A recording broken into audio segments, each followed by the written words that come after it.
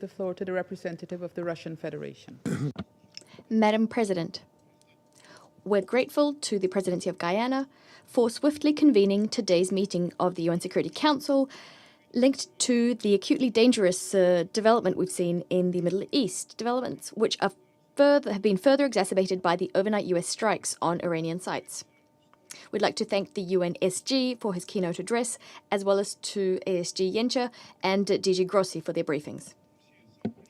Russia condemns in the most decisive terms the irresponsible, dangerous, and provocative actions committed by the USA against the Islamic Republic of Iran, a sovereign member state of the United Nations. As we know, in the early hours on the 22nd of June, the US Air Force, in full cooperation and coordination with the Israeli Air Force, an air force which for over a week, in violation of the basic principles of international law, has been conducting massive strikes on Iranian infrastructure and sites, they together launched an unprovoked missile and bomb attack on 3 nuclear sites in Iran, sites under IAEA safeguards, Fordo, Natanz, and Isfahan. In so doing, Washington yet again demonstrated its complete contempt for the position of the international community. Washington reasserted that to further the interests of its Israeli ally, it's prepared not only to turn a blind eye to the killings of tens of thousands of Palestinian women, children, and older persons, but also to gamble with the safety and well-being of humanity as a whole. Through their actions, the US has opened a Pandora's box. No one knows what new catastrophes and suffering it will bring. In the last 10 days, we heard 3 briefings from the IAEA DG, Mr. Rafael Grossi. He cautioned that strikes on Iranian nuclear infrastructure could have absolutely unpredictable repercussions, as well as that they pose a major threat to both the nuclear safety and security, not only in Iran, but also in the region and the world.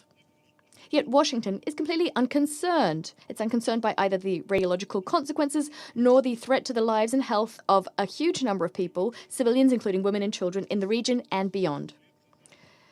Washington, much like West Jerusalem, sees itself as the highest judge in the land, vested with the right to mete out justice as it sees fit. Thus, the US has confirmed that in order to safeguard their global hegemony, it's prepared to commit any crimes, any violations of international law. Let me remind you that no one gave the US the authority to act in such a way. We insistently offered our US colleagues our mediation services so as to find a peaceful, mutually agreeable solution surrounding the Iranian nuclear program. Yet our US colleagues clearly not interested in diplomacy today. Responsibility for this falls squarely on the shoulders of the US leadership, especially given that it is the US leadership that not only publicly acknowledged its responsibility for these actions, but actually flaunted it, demonstrating wholesale disregard for the norms of international law and the UN Charter, as well as Security Council resolutions, including Resolution 487 and Resolution 2231, as well as the Non-Proliferation Treaty, the NPT. Madam President, just 2 days ago, here in this very chamber, we heard from many delegations, including the closest allies of the US. They called for a de-escalation and for the settlement of differences around the negotiating table. Yet our US colleagues yet again ignored this position, the position of the entire international community, following Israel's lead, instead of checking Israel, instead of forcing it to halt the spiral of escalation. Today, we once again will be hearing from the US representative. We'll be hearing cynical statements about readiness to return to the negotiations table, as if there were no strikes using heavy payload bombs on Iran. Clearly, this is being done to hypercritically subsequently portray Tehran as the party that spoiled the negotiations process, the party that's supposedly undermining stability in the Middle East. Yet we believe that none of our sensible colleagues in the international community will believe our US colleagues anymore, much like they won't believe their attempts to convince the Security Council that Iran was trying to acquire nuclear weapons.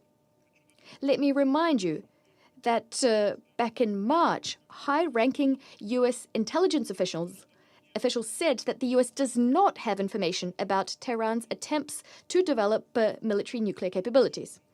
I imagine that many are getting a nagging sense of déjà vu today. Let me remind you that back in 2003, in this very chamber, the US Secretary of State POW waved around a test tube, justifying Washington's plans to invade the territory of another sovereign state, only to having waged decades of chaos onto its people to not find any WMDs there.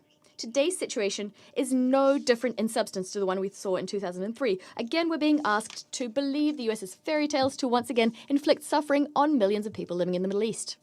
This cements our conviction that history has taught our US colleagues nothing.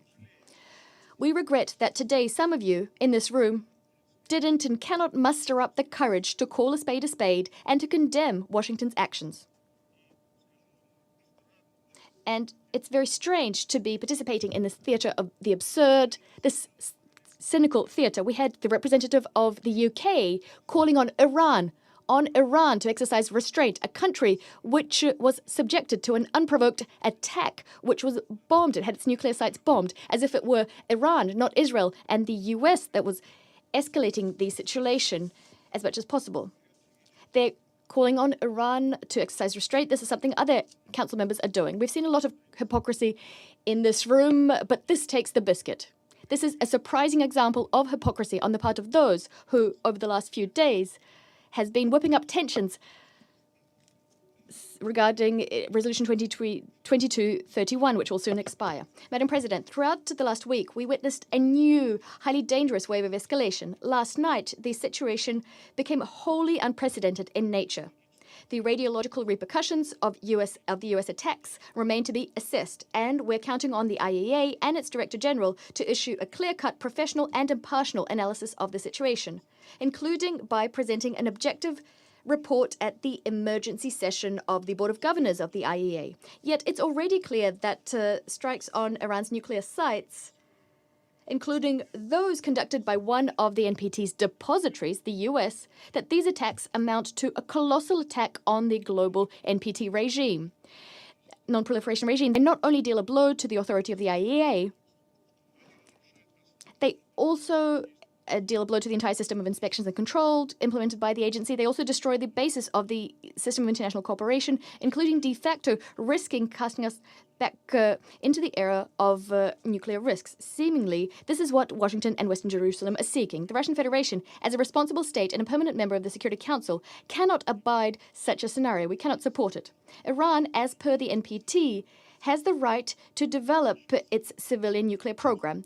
Overnight, the US has de facto nullified years of diplomatic efforts aimed at ensuring compliance with this fundamental principle. Agreeing with the legality of US actions is tantamount to throwing out all of the international community's advances on this front. And since we talked about the importance of the NPT and the global non-proliferation regime today, I'd like to remind you that Israel has not yet acceded to the NPT. Thus, there cannot be a comprehensive IAEA inspections program vis-à-vis Israel. As for Iran, in keeping,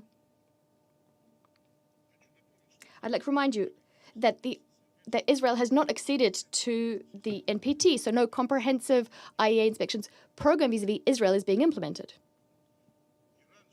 As for Iran, Iran was and remains the most monitored IAEA state in the world. And instead of supporting Iran, we're getting bombardments of this country, including its civilians. This is a country, and this is being done by a country which has in principle refused to sign the NPT.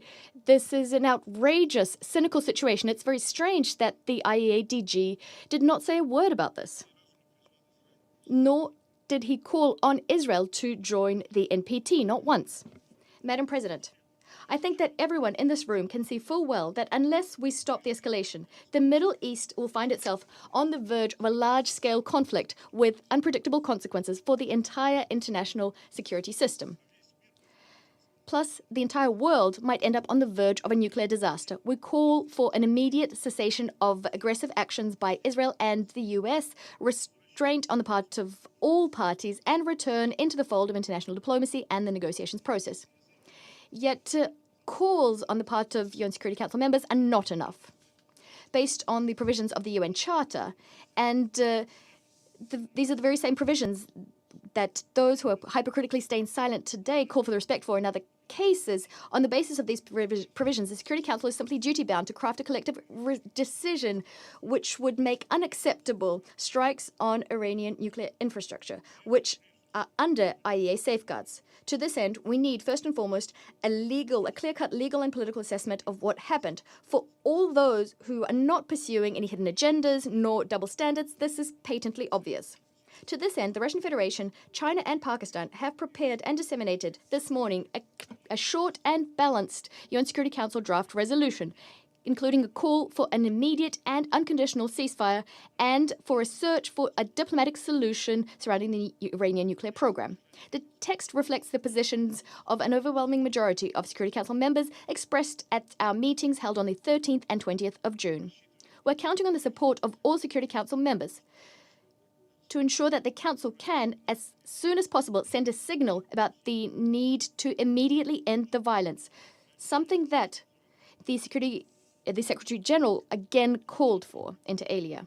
Unless the Security Council takes a clear-cut and principled position, further escalation is inevitable. We call on all Security Council members to adopt a responsible approach and to support the proposed draft. I thank you.